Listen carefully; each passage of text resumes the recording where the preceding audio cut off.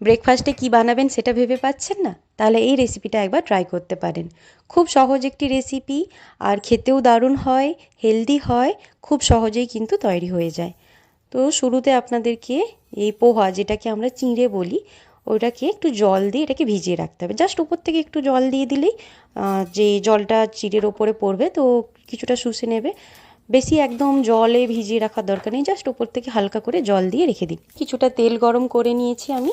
তেলের মধ্যে দিলাম কালো সর্ষে দিলাম, আর চানা ডাল, যেটাকে আমরা ছোলার ডাল বলি, ছোলার ডাল, আর দিয়েছি বাদাম, দিয়ে কিছুক্ষণ ভাজলাম। আর দিয়েছি কারি পাতা, বেশ অনেকটা কারি পাতা দিলাম। আপনারা চাইলে হিং ইউজ করতে পারেন, এখানে আমি আজকে দিলাম না। তো কারি পাতা দিলাম, এরপরে দেব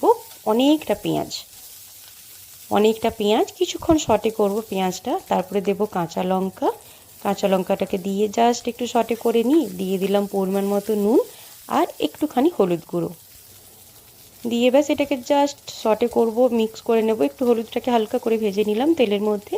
এরপরে যে চিড়েটা সোক করে রেখেছিলাম সেটা দিয়ে দেব।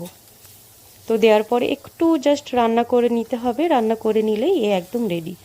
আর আমি এখানে একটু আজকে ঝরঝরে বানিয়েছি। আপনাদের যদি মনে হয় যে আরও একটু সফট বানাবেন বা খুব একটা ঝরঝরে চাইছেন না, তাহলে চিড়েটার যখন ভিজিয়ে রাখবেন তখন আর একটু জল বেশি করে দেবেন, তাহলে ওটা একটু বেশ পোলাও টাইপের হয়ে যাবে জিনিসটা।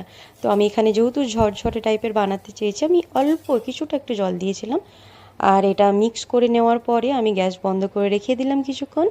তারপরে আমি দেব ওপর থেকে একটু লেবুর রসটা দিয়ে মিক্স করে নেব। ব্যাস, আর কিচ্ছু না, এ একদম রেডি। আর খুব হেলদি হয়, টেস্টি কিন্তু হয়, দারুণ টেস্টি হয়।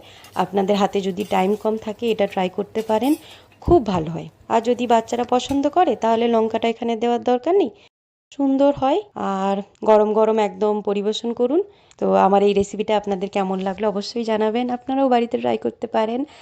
আর আপনাদেরকে অসংখ্য ধন্যবাদ আমার এই রেসিপিটা দেখার জন্য।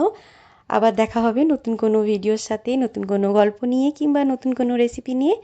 আজকের মতো আসি, সবাই খুব ভালো থাকবেন, সুস্থ থাকবেন, আনন্দে থাকবেন। Thank you so much, thank you.